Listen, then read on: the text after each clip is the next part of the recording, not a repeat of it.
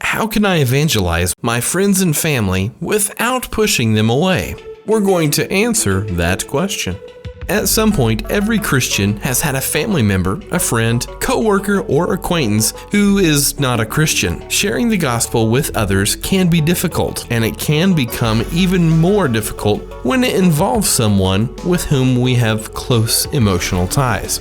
The Bible tells us that some people will be offended at the gospel. However, we are commanded to share the gospel, and there is no excuse for not doing so.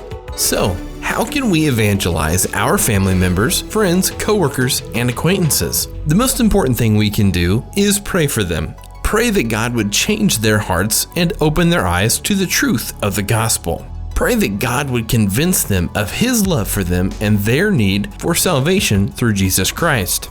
Pray for wisdom as to how to best minister to them.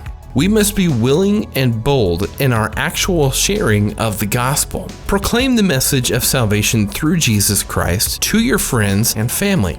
Always be prepared to speak of your faith, doing so with gentleness and respect.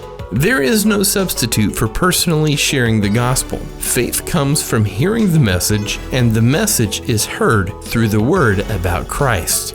In addition to praying and sharing our faith, we must also live godly Christian lives in front of our friends and family members so they can see the change God has made in us. Ultimately, we must leave the salvation of our loved ones up to God. It is God's power and grace that saves people, not our efforts. The best we can do is pray for them, witness to them, and live the Christian life in front of them. It is God who gives the increase.